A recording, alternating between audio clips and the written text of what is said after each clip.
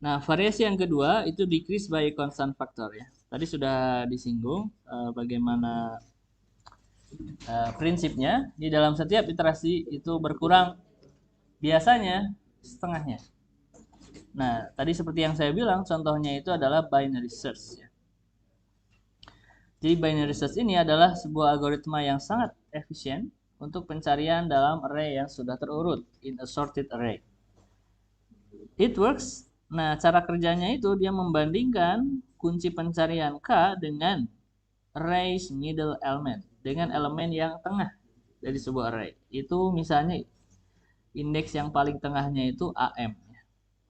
If they match, the algorithm stop. Jika ketemu, jika cocok, maka algoritmanya berhenti. Jika tidak, the same operation is repeated recursively. Maka operasi yang sama akan dilakukan secara rekursif for the first half of the array jika K-nya kurang dari AM, atau for the second half kalau K-nya lebih besar dari AM.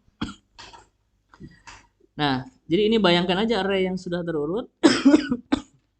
Kemudian AM ini adalah array yang paling tengah.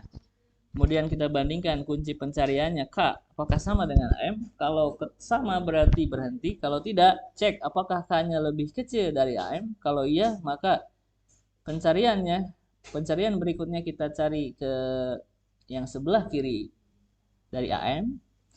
Tapi kalau K-nya lebih besar dari AM, maka kita cari yang sebelah kanannya lagi. Dan setelah itu ini akan dibagi dua lagi. Dicari lagi nilai tengahnya, kemudian bandingkan sama tengahnya. Nah, ini contohnya. Ini punya sekumpulan data yang sudah terurut. Kemudian indeks awalnya L, indeks akhirnya R, left, right, kemudian M ini adalah yang paling tengah. Nah, misalnya yang mau kita cari adalah 70. 70 itu kan akan dibandingkan dengan 55, apakah sama? Nah, tidak sama.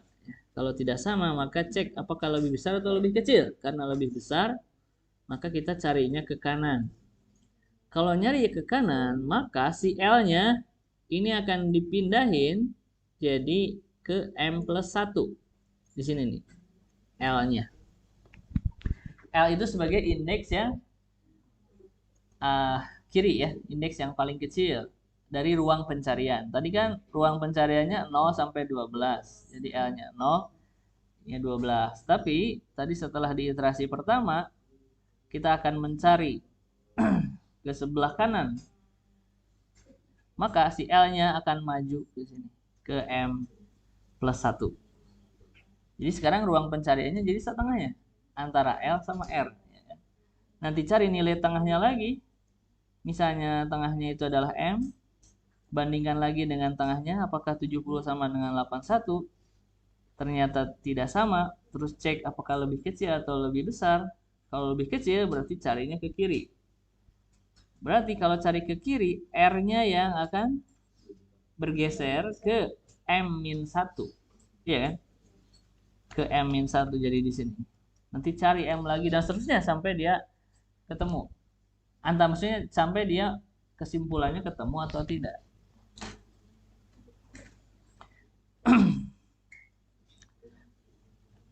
Nah, ini algoritmanya.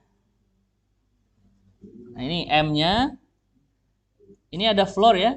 Floor ini kan cari nilai tengah nih, lihat L per R dibagi 2. Cari indeks yang paling tengahnya gitu. Kemudian untuk mengantisipasi ganjil atau genap, sebenarnya kita bisa pilih salah satunya. Makanya di sini di floor kan ya. Diambil bilangan bulatnya aja, dibuletin ke bawah gitu. Terus cek apakah K-nya sama dengan AM. Kalau iya berarti return M, berarti udah selesai ya. M itulah ketemu. Tapi kalau enggak, dicek apakah lebih kecil dari AM. Kalau iya, maka R-nya yang akan mundur bergerak ke M-1. Kalau tidak, maka L-nya yang akan maju ke M plus 1. Tadi ya, ilustrasinya. Kalau enggak ketemu, nanti return-nya min 1. Apa operasi dasarnya? Operasi dasarnya adalah ini ya. Apakah K sama dengan AM? Itu yang paling sering dilakukan ya kan? Yang ini nih, if yang di pertama ini. Berapa kali dilakukan? Nah, ini ada C worst, C best. Tapi intinya seperti itu ya. Inti dari bagaimana cara kerja dari decrease by a constant factor. Jadi masalahnya akan berkurang setengahnya pada setiap iterasi.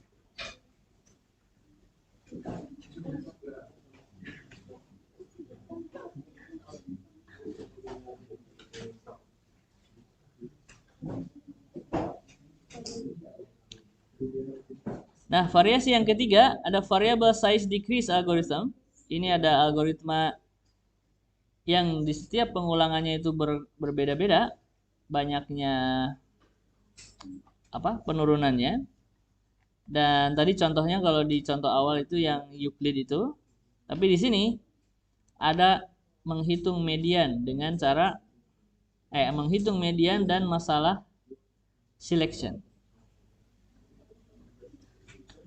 Nah, ini adalah cara yang pernah saya sebutkan waktu itu, bagaimana mencari median pada data yang belum terurut.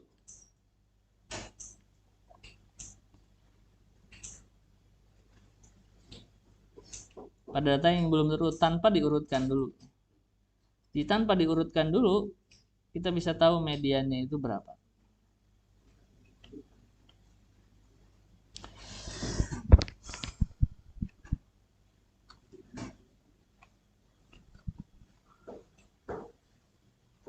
Nah, tapi kita akan bahas minggu depan aja yang ini.